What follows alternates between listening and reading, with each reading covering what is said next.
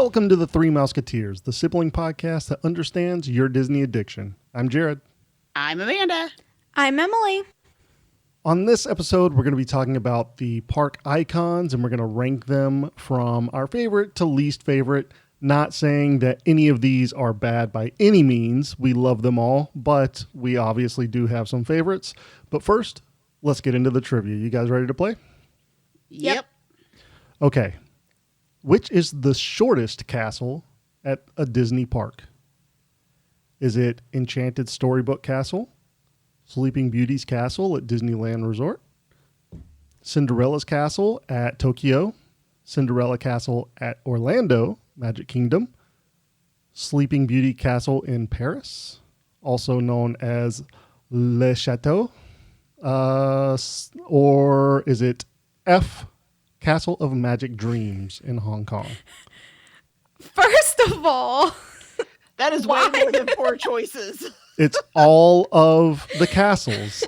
So there You you didn't go. want us to have a 50-50 chance of getting it right. I did not. yeah.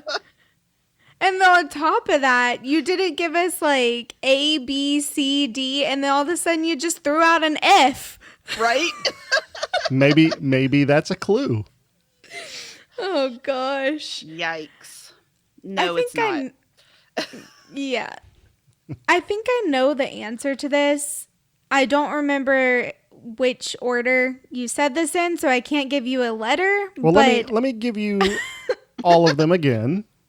okay. A, Enchanted Storybook Castle. 2, Sleeping Beauty Castle. I can't Oh do it with my a straight gosh. face. Okay. A, Enchanted Storybook Castle. B, Sleeping Beauty Castle at Disneyland. C, Cinderella's Castle at Tokyo. D, Cinderella Castle at Magic Kingdom. E, Sleeping Beauty Castle in Paris, also known as Le Chateau. Or F, Castle of Magical Dreams in Hong Kong.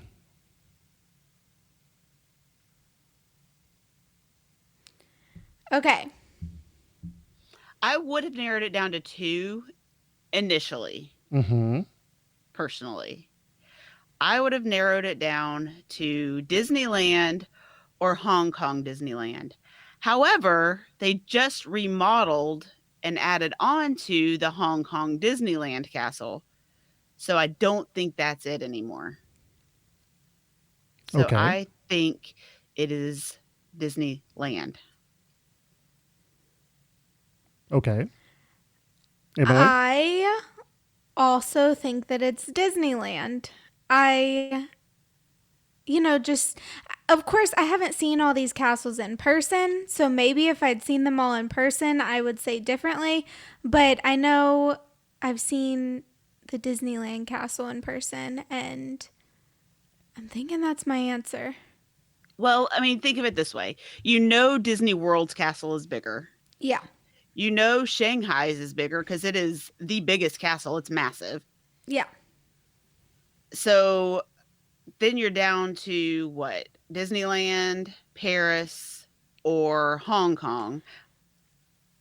I've been to Hong Kong, and I saw the castle before they remodeled it. So they basically took the old castle and added on to the top to make it So bigger. making it, yeah, exactly. Bigger. It makes it taller.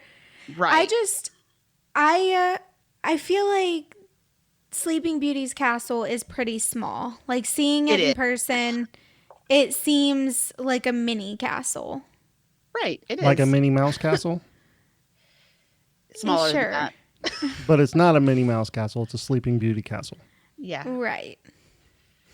Okay. Well, to no surprise, it is B, Sleeping Beauty's castle at Disneyland. Do you guys happen to know how tall it is?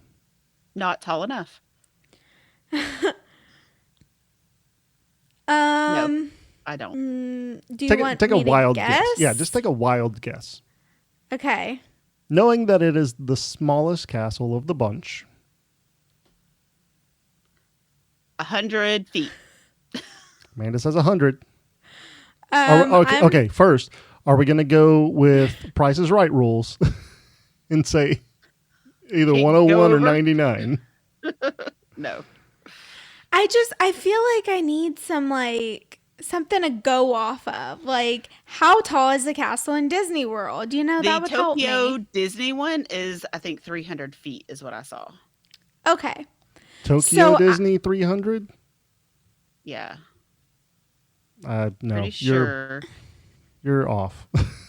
I'm off. You're off, yeah. by a lot? By quite a bit. How much is Substantially. the Tokyo Disney Castle? Cinderella Castle in Tokyo is 168 feet tall. Oh, shoot. Wow. We're talking skyscraper status if Amanda was right. I Consider think I just saw this. that. A lot of Nope, I Ferris didn't. wheels, like typical Ferris wheels that you would see, are about 100 feet. Okay, so that makes my answer. I'm going to go with, I think that it's 80 feet tall. So Amanda had 100. Yeah. Emily, you're saying 80. Yeah. Do either of you think that either of 50 you are feet close? tall. I'm guessing no, the way Jared's saying it. I'm guessing no. Hey, this wasn't the trivia question. Come on now. No. Surprisingly, Emily was almost on the nose. It is 77 feet tall. Wow. Okay. So good guess, Emily. A little castle. Yeah, but I mean, you got to think about it. It was the first. No, I love it. I think it's beautiful. It's just small, but it's beautiful. It is small. But if you think about the way that Disney designs their castles and their icons, there's a lot of forced perspective. So sometimes it'll seem a little bit taller or bigger than it actually is. Well, I think if you go to one of the other parks first and then go to Disneyland, that your perspective of it is different because it's underwhelming compared to the other parks. So if you see one of those first and then you go to Disneyland, you're like, ooh, what is that? I still have not been to Disneyland, so I have not seen it in person. I can't wait to go. Don't have any plans just yet, but we'll see. Hopefully within the next year or two. Okay, so I guess last question. Which one do you think is the tallest? Are you serious? I'm serious. Which This one is do you think a is the tallest? 3-part trivia. Yes, 3-part trivia. I think Shanghai is the tallest. Amanda Like says I said, Shanghai. massive. I think Shanghai is the tallest too. What would you guess Shanghai is? You're both correct. 300 feet. Amanda guesses 300 feet again. I'm going to guess 205. 205. Man, Emily, you are close. 197. Okay. So it's within not that much 3 taller. feet of the first one and 8 feet of the second one? That's not bad. Yeah. Lucky Not bad guesses. at all. Lucky guesses, I guess. Okay, well, why don't you go ahead and give us a history fact? Okay. So I know we were just talking about Disneyland a little bit, and I feel like sometimes I neglect Disneyland and don't do enough history revolving around it. So today's history is about Disneyland, kind of. In 1954, as a way to help pay for Disneyland's construction, Walt developed a TV show that ended up airing on ABC, and it was just a Disneyland TV show, and it was a way to promote the park. And as a part of that, Walt would give viewers like little inside bits into the construction and what was being built and happening at Disneyland. And eventually that went on to become the Wonderful World of Disney. Interesting. Very cool. Yeah. It's pretty weird that there was a whole TV show just revolving around a theme park that wasn't even open yet. Yeah. I think I've actually seen like parts of that before. Yeah, me too. I imagine, I don't know if this was from that show, but I've seen like a clip where Walt's standing in front of like a model or like a screen or something, and he has one of those pointers and he's like pointing to it and explaining some of the different things about the parks. Yes, I think that's the same thing I've seen. Yeah. I didn't realize that was like basically the beginning of the Wonderful World of Disney, though. So that's pretty cool. Yeah, I know. I didn't know that either. I thought that was a really fun fact.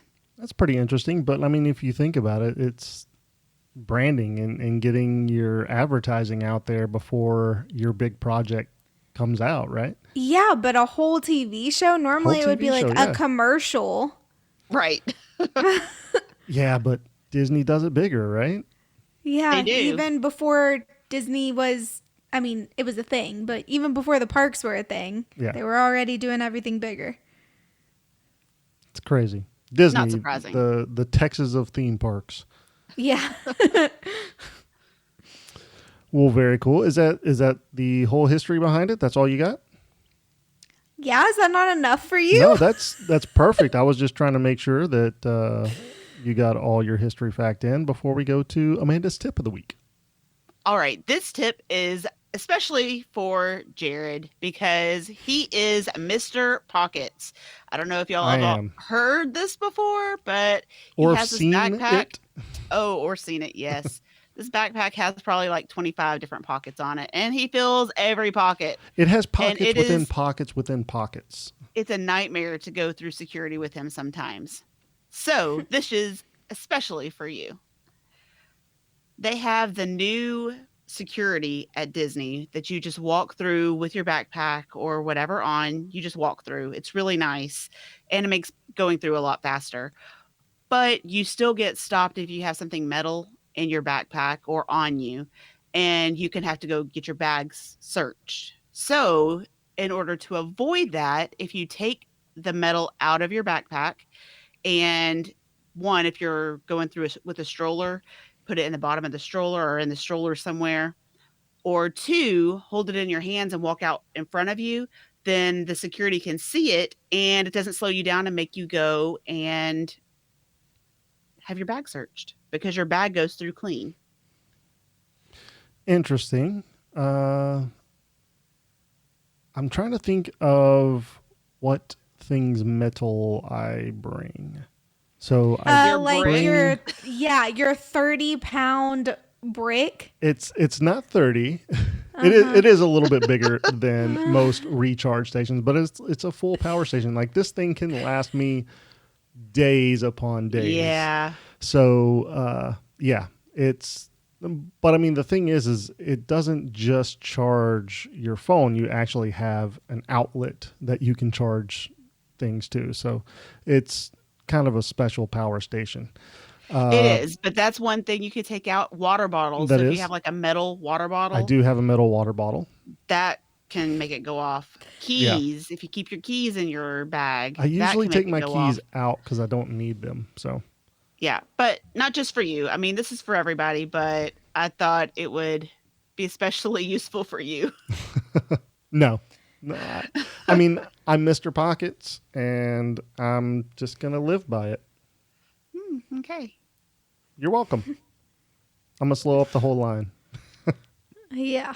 If you see Jared in front of you in line, you better Pick a different find one. Yeah, a pick a different different one. Unless it's walking between the Contemporary and Magic Kingdom, then I guess You don't you're have just any gonna other have to wait. choices. Yeah. Just walk around. Walk to the other entrance. Yeah. Just try to That'd run probably be real faster. fast. You could just try to run and cut in front of you. Or parkour. Parkour over me. Yeah. It'd probably be faster to walk back to the Contemporary, get on the monorail, Right? go through their security. Have breakfast first. Yeah. Right. All right. No, I mean, really, in all honesty, that is a very good tip. Last time that I went, they actually had this in place. And I mean, obviously I was stopped, but yeah, it would have helped. Right.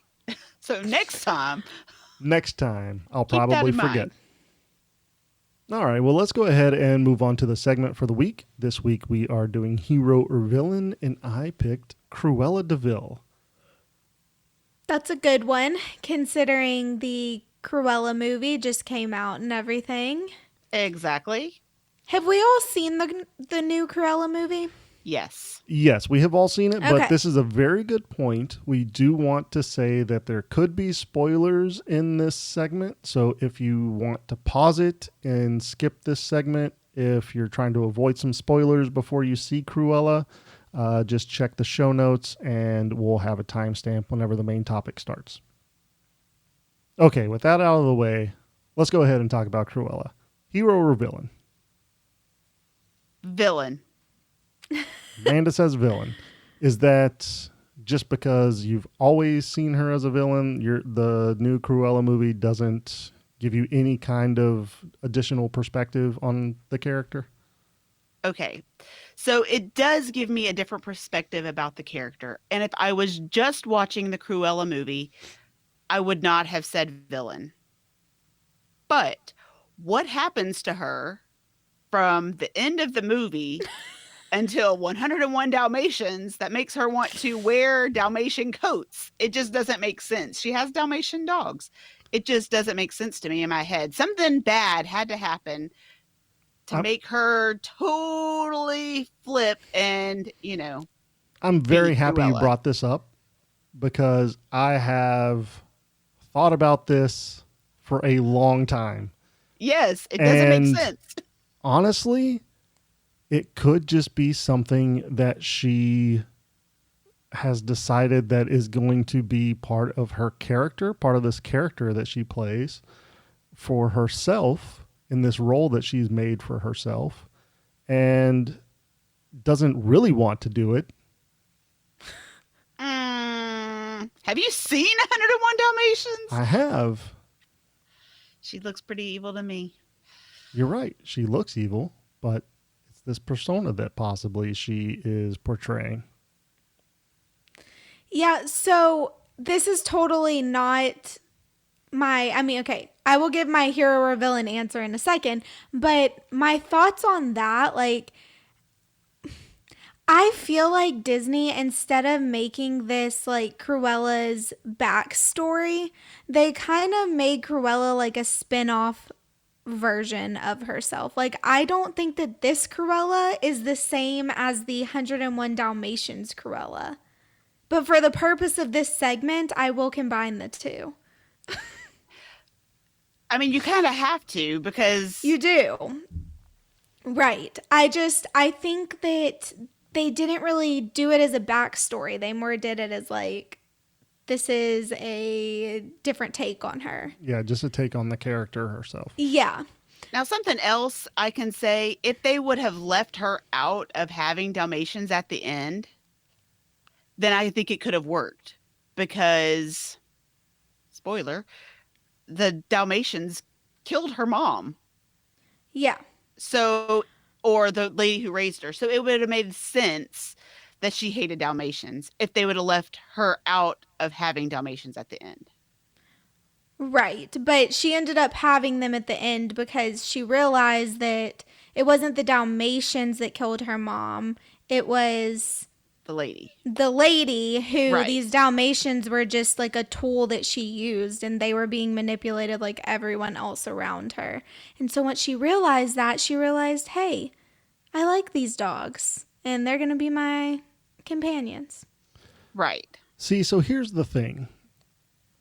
They kind of take this direction where you think she's going to skin the dogs in the movie and make Right? an outfit of them. Yeah. And the way that they showed it kind of made you think that's what she did in the beginning. But then you realize that it's all synthetics and she created the design, yada, yada, yada. The dogs are obviously okay.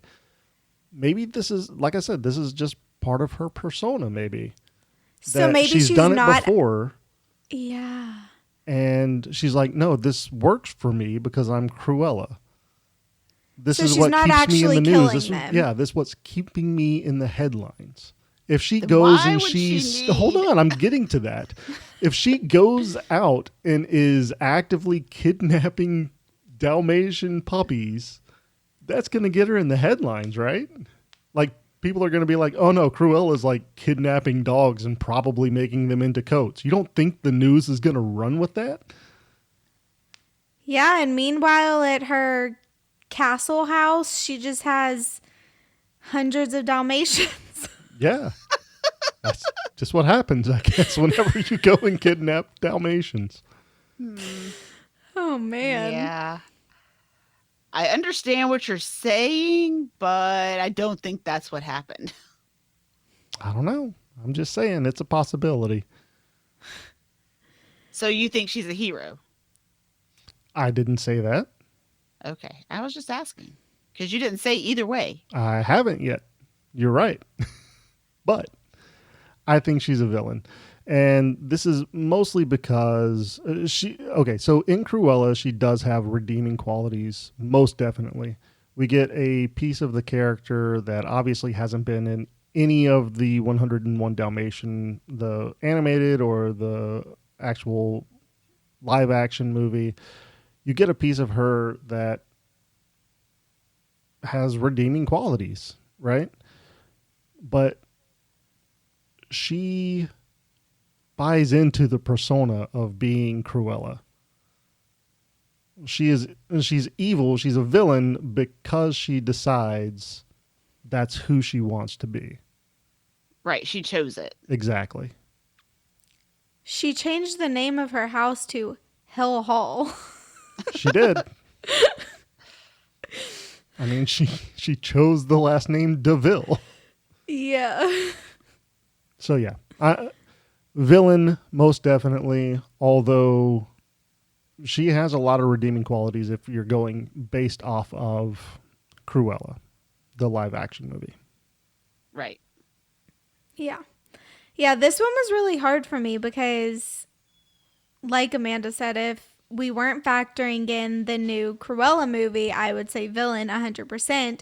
And if we were just factoring in the Cruella movie, I don't know if I would go as far to say a hero, but she does have redeeming qualities, as Jared said. And I think that what I did like about her character is that she is 100% true to herself. Like, from the time she's a really little kid and wearing her outrageous, like, really cool fashion outfits to school and getting made fun of, and she just doesn't care. She's herself, like, through and through for her whole life. By the way, I'm glad you brought up the outfits because honestly, with stuff that I've been doing outside of this podcast and like watching movies specifically for the fashion design, great fashion design for the film.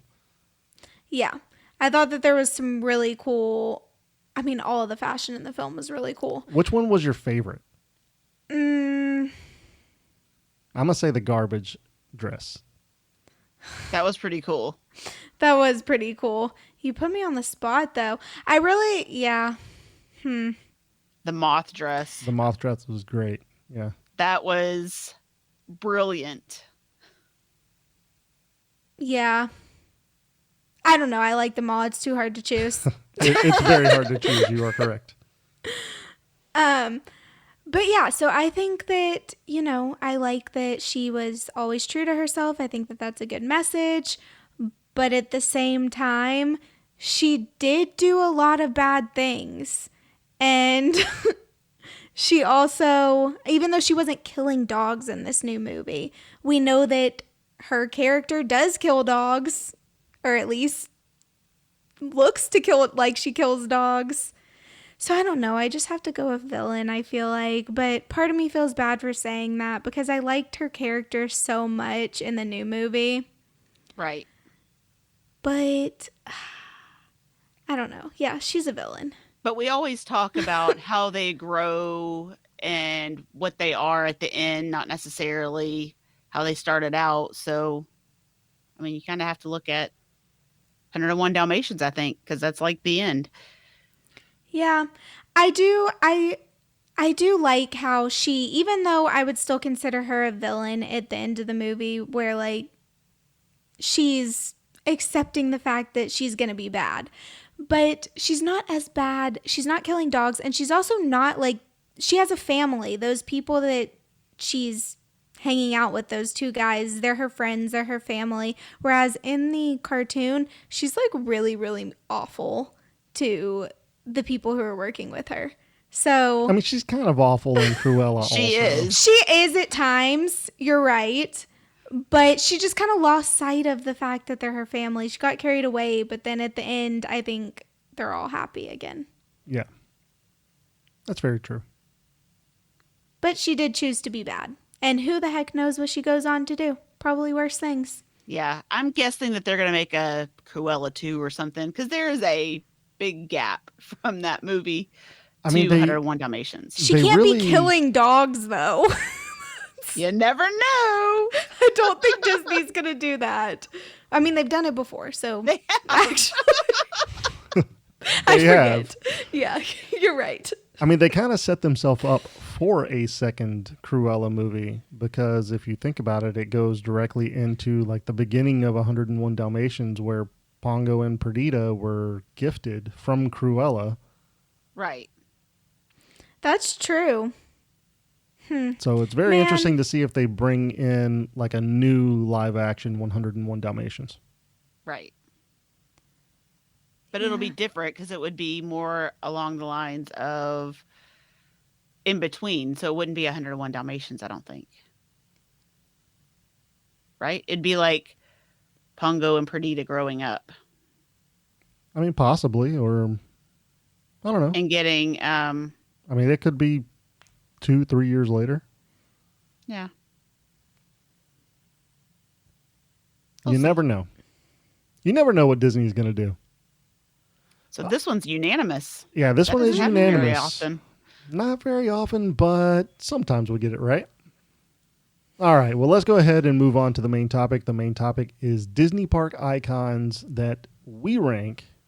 This is not a ranking system that is anybody else but ourselves. Obviously, we have our own favorites. We have our own least favorites. And let's actually start with the least favorite of ours. So just kind of going over how we ranked these. We all put these in order, 1 through 12. And we kind of added up the positions, and whichever one was the lowest score ranked the highest. So with that in mind, let's go ahead and go into the number 12 spot, and that is Eiffel Tower, which is at Walt Disney Studios Park in Paris. And that one ranked 32. So let's Yes. see. We had a 12th place, a 9th place, and an 11th place for Eiffel Tower. What's the reason you guys ranked this one so low? I ranked it low just because compared to the other icons at the other parks, it's not something that's spectacular or anything that really stands out. It's a water tower with ears on it, which is really cute, but I don't necessarily think that it's a great icon for a park. I agree with that. That's kind of why I ranked it so low as well. I actually ranked it number 12. So it was my least favorite, not necessarily because it's not cute and fun. This Eiffel Tower has actually been in 2 other parks before it was in Paris. So they just kind of move it around and place it somewhere. So it Yeah, just I mean, I seems really- kind of like an afterthought, I guess. Yeah, I really liked it whenever it was at MGM Studios before. Me too. But we had an icon then. This was just a cute accessory, basically, Right. not the main attraction. Exactly. Yeah, I just don't think that it's like worthy of being like a main icon in my opinion. It's just not. Right. It's cute, it's fun. It's just not special enough in my opinion. It's a water tower. Yeah. Right. Okay. Yeah, I'm kind of glad you brought that up. It doesn't seem like an icon. 'Cause it doesn't, right? So I guess that's why it ranks so low. That's why Yep. we don't really like it all that much. Okay, Cinderella's Castle in Tokyo is in the number 11th spot, and it had an overall rating of 30 between the group. So on average, 10th place. Right. Yeah, the reason that I ranked this one so low is purely because it's pretty much an exact replica of Disney World's castle. Yep. So it's beautiful, and I love Disney World's castle so much, but I wish that they would have done their own thing, something unique and not a replica. Right. That was the exact reason that I chose it where I did, because it's exactly the same as Walt Disney World. And I feel like all of the parks should have their own unique icon. Yeah, that would be ideal, right? Right. Mm-hmm. Yeah, I mean, same thing. I'm right on the same page with you guys. It's not original. It's just a copy. And I mean, we've seen Cinderella's castle before. Why not do something a little different? You know, Especially because they're on they're in two different countries. So if you have the ability to be able to see Tokyo Disney's and Disney Worlds, you want to see two different things. Like, you're traveling really far to see those. right? But I feel like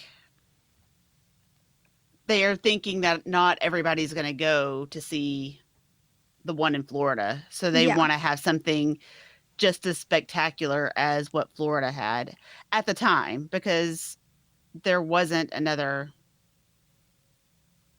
Shanghai wasn't open. Hong Kong wasn't open. So they didn't have something else to see, something more unique, I guess. Yeah. That wasn't a princess castle already. Does that make sense? No, it makes a lot of sense. I'd kind of like to see them do something like they did with Hong Kong and kind of update and replace and do something a little different. Yeah. So, okay. Well, going on down the list, or I guess up the list is kind of how I should state that. So coming in at number 10, we have the Ferris wheel, and that had a total overall score of 29. Yes. This is at California Adventure, since Jared didn't mention that. And it's a Ferris wheel. I mean, it has Mickey Mouse heads on it, which is really cute, but it's a Ferris wheel. I don't feel like that's an icon. I mean, it is, but I don't know that it should be. I think I kind of like it where it is. If it was anywhere else, I don't think it would work so much. But I kind of like it where it is because it gives you a feel of the old Disney and where Disney's roots came from in a sense of a park. I ranked this one higher on my list. I think I ranked it at number 6. You did rank it at number 6. Yeah, because I get what Amanda's saying about it not really feeling like an icon, but I think for where it is, it does fit because the theme of California Adventure, at least part of it, is very like boardwalk, carnival, kind of, I don't know. It's not like the other parks. So I feel like it gets a more casual icon, and Yeah. I'm fine with it. I think it's cute. That ride's fun too. It's scary though. It is. Those carts move, like slide. The swinging ones, Yes. yeah, they have some that are stationary, but Oh, they do now? Whenever I do. went, there were none that were stationary. They all moved like that. yeah, no, the ones on like the very outside of it are stationary, and then the ones more on the inside are the swinging ones, and yeah. It's pretty terrifying. Probably one of the scariest rides at Disney. I feel like this fit more with what their original vision of California Adventure was when it was a park celebrating California. But I feel like that's not what the park is anymore. It's But kind of like it's- Hollywood Studios, where it has changed and it doesn't necessarily have the same identity as it used to. It doesn't, but that whole area, the boardwalk area, is still the same themed. So I But feel it's like it Pixar fits Pier. right there. Yeah, but it's still So it's not California anymore. It's Pixar. No, but it's still a boardwalk, and like once you're on it, it's very, very boardwalk themed. Like there's games and all that stuff, and it feels like a summer boardwalk at a beach. So I kind of like the Ferris wheel. Okay. I don't think you're wrong, Emily. I mean, I did rank the Ferris wheel kind of low because I just think there's better icons, but I don't completely disagree with what you're saying. Like I said, I mean, it kind of brings the original Disney feel to the park as an icon, I think. All right, well, let's go ahead and go to number 9. This is Mount Prometheus at Tokyo Disney Sea. We ranked this with 23 points. I totally disagree with where this one is ranked. Really? Okay, why? And if you've gone, and I know it's different for me because I've been to Tokyo Disney Sea, if you've gone and experienced seeing it in person, it's breathtaking. It's just amazing. And the volcano actually works. It lights up, and no other park really does anything like this. It's so unique. It's an icon volcano with like a whole city in front of it, and it's breathtaking when you walk in and see it. And there's a ride inside it, which is pretty cool too. See, you ranked this 4th on your list. Right. Emily and I both had 9 and 10. Right. So I ranked it 10 just because I mean, it's a mountain, and I like Mount Everest better. You So- haven't even I haven't. ridden it. I haven't. You're right. I have not been to Tokyo Disney Sea, but I don't know. It's just it didn't find a place on my list higher than 10. I Yeah. think if you saw it in person, you'd feel differently. Maybe so, but I'm this just is curious. just a personal ranking as it stands right now, and I mean it could possibly move up drastically on the list if I go and see it in person. If you knew that it may have connections to the SEA, would that change at all? Just curious. Not particularly, no. Okay. I don't think that would do anything for rankings, for me at least. I mostly just ranked this one low because I haven't seen it. And I specifically, whenever I was ranking it, thought to myself, like, I bet if I see this in person, it'll be higher because the pictures of it at night specifically with like all the buildings around it lit up and it's like glowing kind of make me know that I would rank it higher, but I just don't feel like I can. So I ranked it lower. But if I get to go to Tokyo Disney, or when I get to go to Tokyo Disney, I will let y'all know if that changed. Yeah. Yeah, I do think the pictures do not do it justice because it is so much more amazing in person than what you can see in the pictures. Also, it's the same height as Cinderella's castle in Tokyo Disneyland. They wanted to make sure that both parks' icon was on equal footing with each other, which is pretty cool. I don't Very think any of the interesting. other parks that have multiple do that. Yeah, That's that's pretty pretty cool. cool. I'm just going to say this. If I'm going to Japan to see a mountain, it's going to be Mount Fuji. Hey, you can see Mount Fuji from Tokyo Disney Sea. Did you know that? That's pretty cool. That's pretty cool. It is. I've been on Mount Fuji. I almost died. Not going to bring Oh that up. gosh. Yeah, let's don't talk about that.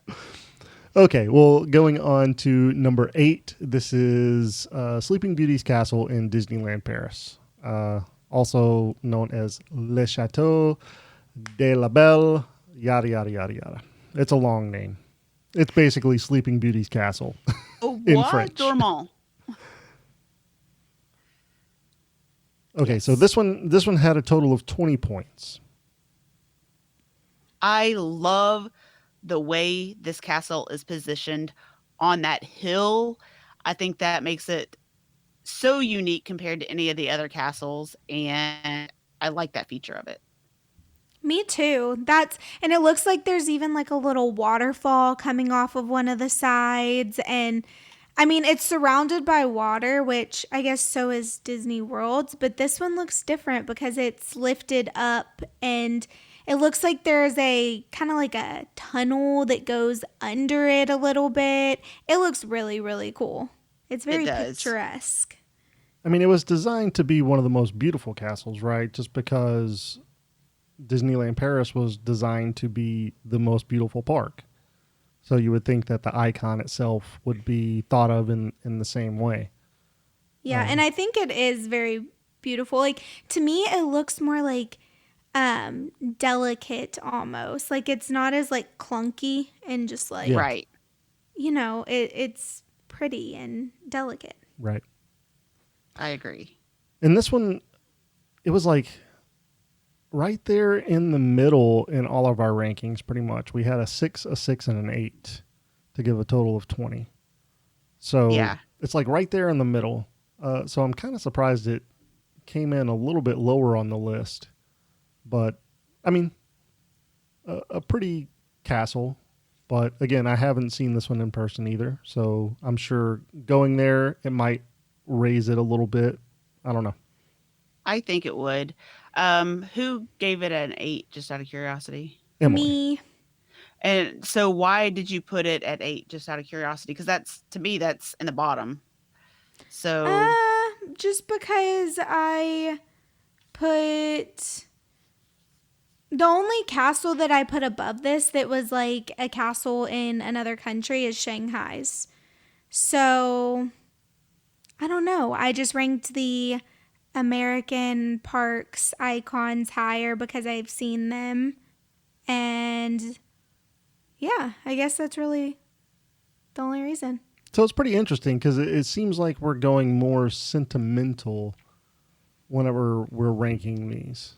Well, I mean, I also went by the pictures and stuff, but it's kind of hard whenever you've seen some in person and you know how they look and how pretty they are and all how of they make that. you feel. And, Yeah. Right. Yeah. Okay, very interesting. I do think that it's really funny that coming in at number 7 is Sleeping Beauty's Castle at Disneyland, and that had a total of 19 points. Yeah. See, to me, that one definitely ranks lower than the Paris one. And I haven't seen the Paris one in person, but to me, Sleeping Beauty's Castle in California was very underwhelming. And I understand it was a different time when it was made, but it's just, it doesn't seem special like the other ones seem special to me. See, I mean, ranked it number 2. Yeah, Emily ranked it number 2. I had it number 9. Amanda, you had it at 8. I mean, this one has Walt's seal of approval on it. It does. And so for that sentimental reason, yes, I think it's great. But compared to the other ones, it just doesn't compare to Yeah. everything else. Just I now, don't it seems a know. little underwhelming. Right. Whenever you're talking about like a statement piece as an Right. icon for a park. Exactly. I mean, the Ferris wheel is bigger than the castle. Yes. I mean, really again, like the 77 castle. feet. Yeah, but I really like it. I don't know. I think being there in person and seeing it with like Main Street and like, I don't know, like, I can't say what I'm trying to say.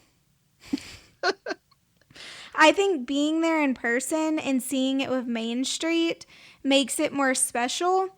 And I know it's smaller, but it has the big, like, underpass thing to walk through it and standing out there and taking pictures in front of it and stuff. Like, I really liked it. I thought it was a pretty castle, and I don't know, I like it, even though it's small. Also, seeing it at night. It looks really pretty lit up at night, and I was there at Christmas, or while they were still decorated for Christmas. So that helped because it had the icicle decorations all over it. Yeah, I'm sure that does help. I would guess so too. And to me, that's why I didn't like it though. Like you were saying, you look down Main Street and you see the castle. To me, whenever I went, I was comparing it to Disney World, and you look down Main Street at Disney World, and then there's the castle. It's amazing and huge, and you don't get that at Disneyland. At Disneyland, it's like, hey, where's the rest of the castle? Right. You're I like, "Oh, think it's cute. where's the castle?" Yeah. Okay, coming in at number 6, this is Enchanted Storybook Castle in Shanghai. This had a total point system of 19 points. So it's actually tied with Sleeping Beauty's Castle, but more people ranked this one higher than Sleeping Beauty Castle at Disneyland. Yeah, I pretty much just ranked this one where I did because it's big. I thought that should, give it a little bump. I'm like, it's pretty massive. They went all out. Props to them. Yeah. It's one of the newer castles. It is. This is actually one of the reasons that I put it in the lower half of mine, was because it was massive. Not just because it was massive. That's pretty cool. It's the biggest castle. But it seemed very clunky, like you said. It didn't seem it's more boxy. It's almost like a box with spires on it. I don't know. So I like the look and feel of the other castles better. Yeah. So just to kind of give you an idea, I ranked this number 5 on my list. Emily and Amanda, you both ranked it 7th. Yeah. So, I do like that it's one of the newer castles. I do like that they chose to make a statement and make it the biggest castle. So I gave them a little bit of extra points for that. But yeah, I can see what you mean. The other castles do seem a little bit better designed. But I don't know. I do like this one, and I would really like to see it in person. I really do want to go to Shanghai. Shanghai seems like a very good park. I agree. I definitely want to go there too. I'd love to see it in person, and seeing it in person, like with all the other ones, may totally change my mind on it. But just with looking at the pictures, it just looks not as detailed in some ways as some of the other ones. It doesn't seem like a fairy tale castle in some Right. sense. Yeah, It seems like a castle, but not necessarily a fairy tale castle. I agree. That makes sense. Okay, so actually going in at number 5, this is the newest castle, and that's Castle of Magical Dreams in Hong Kong. This had a total point of 17. Actually tied with number 4, but this one, number 5. Because again, the more people ranked the next one higher than this one. I actually ranked this one 10th, I think. Yeah, It's Emily, a nice castle, but I don't know. It just seems the same as the other castles, but maybe not as good. I don't I don't know. I feel like they're all looking the same now. So Emily, you did rank this 10th. Amanda ranked it 3rd, and I ranked it 4th. One thing that I do want to say is that up until recently, the number 6 spot, the Enchanted Storybook Castle, had been talked about being one of the most beautiful and favorites of all the castles until this one came about. And now it kind of seems like more people are talking about this one being the favorite. I really like this castle. Like, I watched a video of it because I wanted to see how it's changed since I went to Hong Kong Disney. Because before, it was kind of on par with the Disneyland castle, Sleeping Beauty's castle. And they basically took that castle and then added on to it. And it's really, really pretty. And I think it is a nice addition to the end of their main street. It's really pretty, and it kind of gives me the feel of Walt Disney World, seeing that castle at the end of Main Street. And so for that reason, I ranked it higher. But it is unique and it's different than the one at Tokyo. So that's another Yeah. reason it got a higher ranking. I think the landscaping at Hong Kong Disney around their castle looks like way better than the landscaping at the other parks. It looks really, yeah. really pretty. And then on top of that, you have a really pretty, like, natural background. Obviously, Disney did not Right. create that, but I think the castle placement with Is that perfect. background, the scenery, yeah, and it was probably purposeful too. Oh, I'm sure. The reason I ranked this one a little bit higher than most, again, I ranked this one number 4 on my list. And that's because all the turrets that are on the castle all represent different princesses within the Disney universe. So I think there's a total of 13 princesses that are referenced on the castle. Oh, that's so cool. I didn't know that. I probably would have ranked it higher. I mean, I know that like there's Tiana, there's Merida, there's Ariel, there's a lot. Yeah. Go through the list. I should have pulled up the list for this episode, but I didn't, unfortunately. But yeah, 13 I think is the total number of princesses that are referenced. Yeah. I do really like this castle and I can't wait to see it in person. Yeah, It's gonna same happen. here. Let me know when you go. You can pay for Okay. me to go, and I'll go with you. No. I'm not gonna pay for you to go. All right, number 4. Oh, this one hurts my heart so bad. Oh no. Tower of Terror, Hollywood Studios. This had a total number of 17, tied with Castle of Magical Dreams. To me, it should have been way lower. No way. Yes. No way. And this is the reason why it is not the main centerpiece when you walk in the park.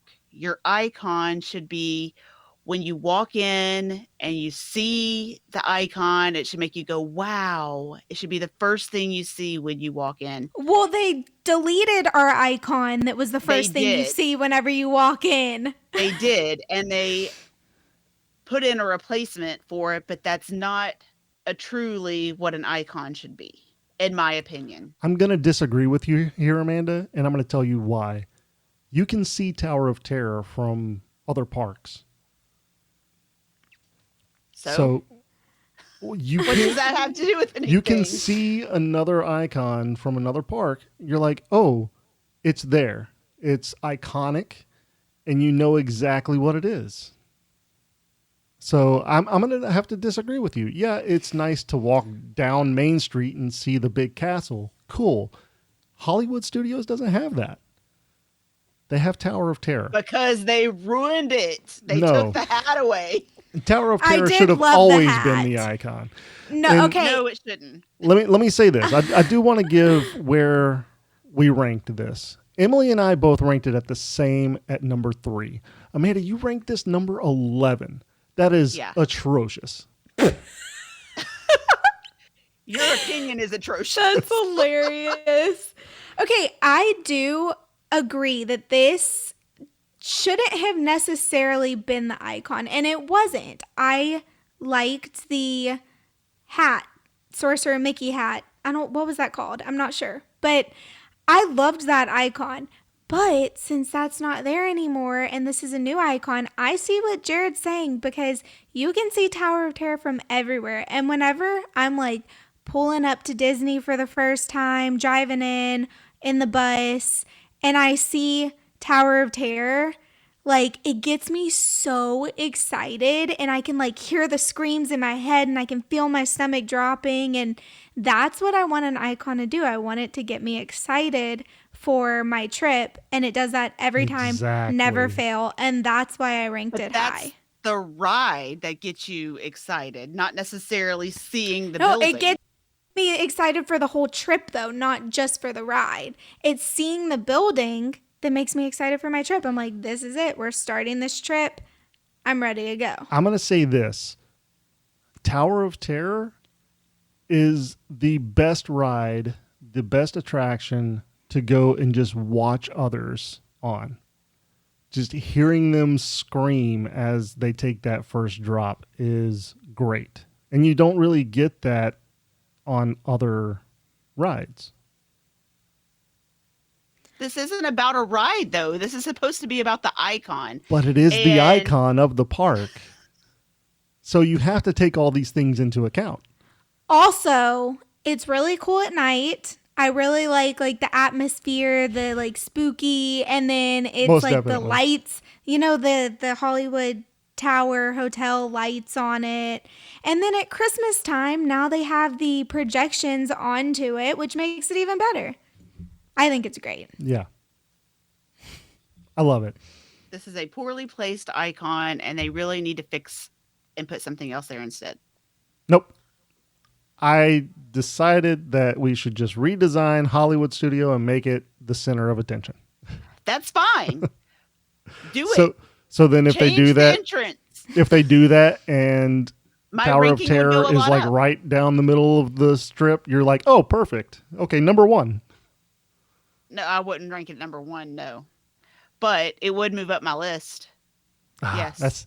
That's a terrible decision. Number 11. Amanda, your nickname is now number 11. And it's not because of Stranger Things. Okay. That's what I was going to say. Let's go to number 3. This one is pretty high on most of our lists, I think, and that is Spaceship Earth at Epcot. This got a total ranking of 10. The geodesic sphere. Yes. This one was hard for me. I was having trouble deciding if I wanted this one to be number 3 or where I wanted this one. But I think I eventually put it at number 4. But I love Epcot. It's my second favorite park. And I don't know. It's a cool icon. I like that there's a ride in it. I do think the sphere is really cool. I do like the ride inside too. This is one you can see all around, but it also has that wow appeal when you walk in the park, which makes the icon to me. And I think it's great. I remember seeing this the first time we went and just being amazed by it. And I'm still amazed by it. Yeah, me too. I also really like it lit up at night. Like the colors of it and stuff. Yes. It changes from being a big white sphere to like a multicolored. It's really pretty. And I like being like on the backside of it where you're like in the land and you have that water patch there, especially at night or when the sun's going down, and the way it changes colors, and you can take the picture with the water and the sphere and the monorail coming through. I just think it's really cool. Yeah, which that's another thing. Even when you're in like the World Showcase and stuff, you can still see it and take really cool pictures of it, and I like it. It's a really neat icon. I listed this as my favorite icon, which is crazy to me to think that I didn't list Tower of Terror as my favorite. But that's not an icon, but that's okay. Spaceship Earth is, I mean, it's just iconic to me. And yeah, I mean, the ride does need some refurbishments and some updating. Oh, I love it though. It's a good educational ride, I guess. But it's not my favorite ride, obviously. But I mean, the icon coming into Epcot is amazing. It's Walt's idea of future that really hits home with me, and what he wanted to create. So it just hits me in a different way than any of the other icons. Yeah. So that's why I ranked sense. it a little bit higher than you two, where, like I said, I ranked it 1, Amanda ranked it 5, Emily ranked it 4. Okay, going on to number 2. So these last 2, they tied with 9 points each. How? I don't know. But yeah, number 2 is Tree of Life at Animal Kingdom. And I do really love Tree of Life. Me too. I rank this one exactly where it is at number 2. Amanda, you ranked it at number 2 as well. Emily, you ranked it 5. I love it, but I don't know. I didn't think it was number 2. I really like the Tree of Life.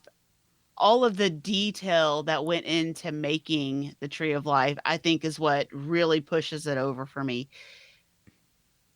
Those were all hand carved. It's just amazing what they've done with that. And I love it. I love it too. Part of me, I think part of me didn't put it higher than that because it's not like super big, but still, it is beautiful, and I love Animal Kingdom. I Me love all the too. parks. Why am I even? Yeah, same. Yeah. I mean, I don't think we would be doing a podcast if we were like, oh, well, I like 1 or 2 of the parks. Right. Yeah. Yeah, I rank this one higher just because of what it represents. I mean, if you think about, this big tree out in the wilderness, it's a life source. Also, trees are just the life source for everything, right? So it's kind of the sentimental representation of what the Tree of Life stands for. Makes sense. I like it. So, but I mean, you bring up a really good point about like the carvings, the animals that are represented in the tree, and yeah, it's just I think it's a good icon. And it still looks like a real tree. It does. I mean, even with the carvings and everything in it, it looks like a real tree. Disney's Yeah, it very good does. at deception like that. You make it sound bad. Deception. Well, I make everything spoiler, sound it's bad. not a real tree. Yes, we found that out on one of our previous episodes. All right, number 1, I'm honestly not surprised at this. It's Cinderella's Castle in Magic Kingdom. Both Emily and Amanda ranked this number 1. I did not. I ranked this number 7. Jared, Wow. that is like the most awful thing I've ever heard. Why though? We're going to That's call you even- 7 from now on. Yeah, that's even horrible. worse than Amanda's 11. I don't think so. I It do. I don't think It is so. worse. What is your reason for your ranking? I just think there's better icons. No. I'm not Disagree. I'm not disagreeing that it doesn't make a statement. I mean, going into Magic Kingdom and seeing the castle is amazing. Watching fireworks and watching the overlays, it's all great. But I'm just not, I guess I'm just not the demographic for the castles. Like the big fairy tale castle. It's not me. Give me To Tower of me- Terror. To me, this is what gets me excited Yeah. whenever I go to the parks. This is the first thing I want to see. This is the last thing I want to see. This is Disney World. Yeah, it is for me too. I mean, whenever you cry when you see an icon, you have no option but to put it as number 1. Exactly. So, and I cry every time. I cry when I see Tower of Terror. Oh, But you didn't put it as number 1. I didn't. So. You're right. Yeah, to me this is just, and I guess it does have a lot to do with like the sentimental aspect of it and growing up going to Disney World specifically. Because it just, man, it like makes my heart do something whenever I see it. And like, I don't even have to, whenever I walk down Main Street, yeah, that's like a feeling in and of itself, but I don't even have to be in the park yet. I can just be like on the bus pulling up to the park and I'm already you're like, crying. Yeah. I'm like crying, literally. Yeah. I look stupid. I just have And something then, in my eye. yeah, exactly. And then I feel like the fireworks, like being on Main Street during the fireworks, make it even more magical. And it's just, Yes. the castle is the coolest thing. And I cannot wait until the 50th and seeing the projections and stuff go down Main Street. That is going to be amazing, and I cannot wait. Yeah, that's going to be really cool. And I know they've done that at Disneyland, but they haven't done it at Disney World yet. So this is super exciting. Yep. So, how do you guys feel like the whole list came out? Do you kind of, looking at it in a standpoint of all three of our ranking systems coming together, do you think that we kind of nailed this down? I mean, I think with the exception of like one or two for each of us, then yeah. yeah, I agree with that. I mean, there are some that are way lower than I thought should be that low. Like which one? Just, well, Tokyo Disney Seas, The Mount Prometheus? Prometheus. Mhm. Yeah. I definitely think that one should be higher. But I mean, it's not a horrible list. I like all the icons. They're just, some of them I like better than others. It's funny though, So- because 1, 2, 3, and 4 are all from Orlando. Which, after hearing why Emily ranked some of them the way she did, she'd seen those before. Yeah. Doesn't surprise me. Yeah.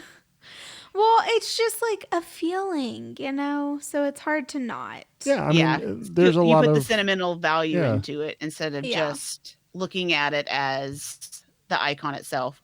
And I guess that's what makes mine different. I'm the only one that's been to any of the parks that aren't in the US. right. So I have different perspective on them than both of you do. You Yeah. do. I think part of it though too is that like at Disney World specifically, there's only one castle. The other ones are more unique icons, and I think I like that aspect of it too, that it's not all castles. So I ranked those higher for that reason as well, because it's a little more unique and something different. Which, if you're saying that, Mount Prometheus isn't a castle. You're right, but like I said, I feel like the pictures don't really do it justice, because I was just like, well, it looks like it would be really awesome in person, but looking at it in this little bitty picture, it's just like a brown mountain. So See if you could find a YouTube video of it. It really is really amazing. I'm sure you Well, probably and- can find several. I'm sure, but I think that the pictures of it at night, like I said, are really, really pretty, because all the buildings around it are lit up like colorful, and it was really pretty. I just didn't feel like I could justify putting it higher. Yeah, and at night they also have, on the water in front of it, they have shows that go off in that area, so it's in the background of it, which is really cool too. I mean, Disney Sea like is my number one top Disney bucket list place, so hopefully one day I'll see it. Yeah, Hopefully, I'll see all of these icons me and too. be able to justify my list. How surprised were you guys whenever I didn't rank Tower of Terror number 1? Super surprised. Yeah. And to see Epcot as your number one surprised I me know. too. Me Yeah, too. because it's not my favorite park. It's not my favorite ride. It's not my favorite attraction. But I don't know. It's just something about Epcot touches me right here in the heart. I feel that. Yeah. So, okay. Well, that is our list. Thank you for listening to our own opinions about the icons of the park. Let us know what your opinions are. Give us a list. I'll actually probably post all of the icons on our social media platforms at T3M Podcast, and you can go through and you can kind of rank which ones are your favorite, or just kind of give us an idea of which ones you like the most. So that's going to get us into mousekeeping. We definitely want to promote our YouTube channel. You can find it at bit.ly/T3M YouTube, and that's all lowercase. We are just coming back off of a brief hiatus for like a summer break with people traveling and people doing some stuff that we might not typically get to do. So definitely start checking those out. We'll start doing our live stream on the Thursday after this episode comes out. Again, that link is bit.ly/T3M YouTube. If you love the show, let us know. Leaving us a 5-star written review is the best way to let us know how we're doing and if we're covering the topics you want us to cover. I'd love to plan your next magical getaway. Whether you're looking for a Disney vacation, Universal vacation, an all-inclusive resort, international destination, or a cruise, I'm here to help. Contact me when you're ready for your free, no-obligation quote. And don't forget, my services are complimentary. You can find me on Facebook at amanda.hollis, Capture the Magic Vacations, and you can find my contact information in the show notes. Join us for our next episode releasing Thursday, the 29th of July. We're going to be talking about Journey into Imagination with Figment. Be sure you're subscribed to the show so that you're updated when a new episode comes out every other Thursday. Okay, that's going to do it for this episode. Thank you all for listening. You can be a part of the magic by following the show at T3M Podcast on all social media platforms. That's T3M Podcast. Leave us a 5-star written review and we'll read it on an upcoming episode. If you have an announcement that you would like to have on the show or just want to reach out to us, you can send us an email at t3mpodcast@gmail.com. Have a zippity-doo-dah day. See you real soon.